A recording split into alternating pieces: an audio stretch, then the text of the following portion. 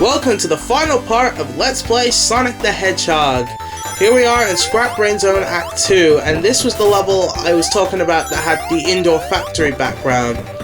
Originally Scrap Brain, or as it was originally called, Clockwork Zone, was supposed to have this background throughout the whole level, but that got changed. But the indoor factory background is still there. It's a nice aesthetical change. Later Sonic games would do this. Well, except for Sonic 2, but doesn't really matter too much. Sonic 3 and Knuckles brought this back by making it so that every level has at least a background change. And Sonic CD, anyway. Again, Act 2 is pretty tricky. You need enough skill and practice to get through this level with no problem. I don't know how many times I died in this level, but I don't think too much or too little. Maybe just your average amount of times you die. I don't know why I'm rolling. I guess I just want to speed this up.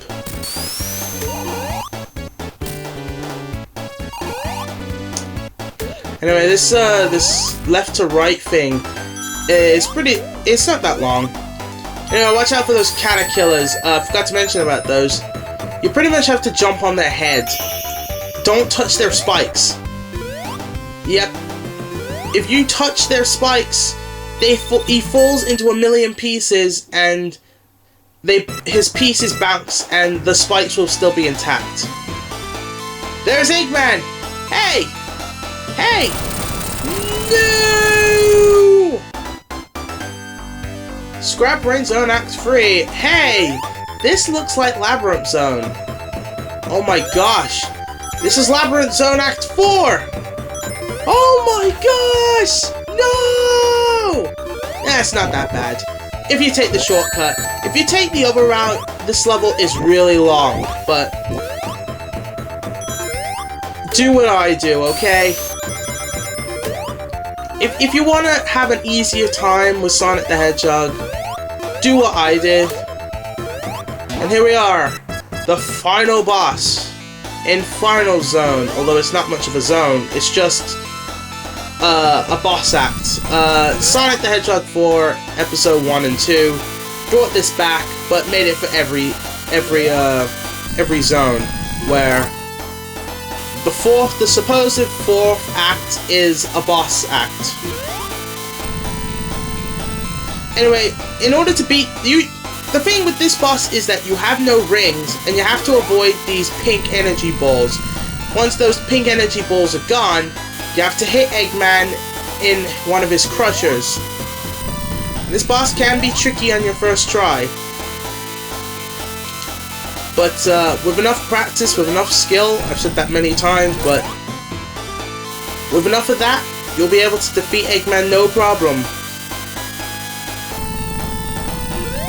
Some people might think this is the most easiest final boss. I mean, the pink energy balls can turn you off, but not enough that you'll be like, oh my gosh, this boss fight is impossible. Sonic 2's boss fight is hard. But, yeah.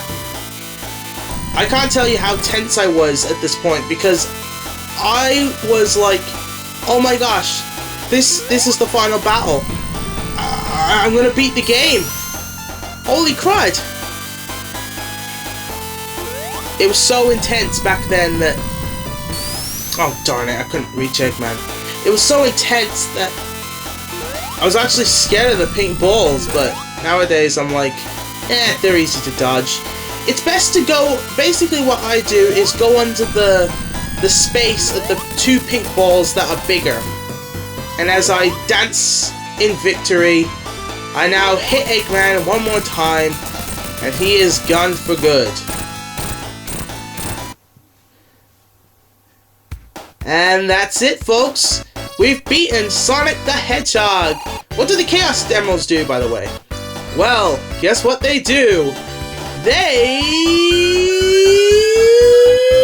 make flowers. awesome sauce! And that's it, folks. That is the end of Sonic the Hedgehog. For the first Sonic the Hedgehog game, this is an absolutely awesome platformer, and I think everyone should get this game. Sonic the Hedgehog is actually my third favorite classic Sonic game, next to Sonic 2 and Sonic 3 and Knuckles. Heck, it's my third favorite Sonic game of all time. Like, I have a list of favorite Genesis era, Dreamcast era, and modern era games, but if I was to have like an all-time favorite list, Sonic 1 would be number 3. Sonic 2 and 3 and K do a lot more for me to make me enjoy them a lot more than this game, but Sonic the Hedgehog is still a great game, and it's the perfect example as to why Sonic is a great icon. Granted, Sonic 2 made him even bigger, but in terms of like starting the whole franchise, the game did great.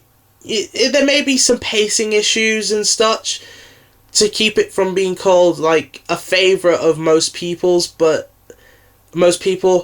but it's one of my favorite Sonic games, and yeah. So tune in next time where we'll be tackling the 8-bit edition of this game, but it's a completely different game. So don't worry, it's not like it's just the same game but on an 8-bit console. It's completely different. We'll be tackling Sonic the Hedgehog 1 8-bit next time. Until then, see ya!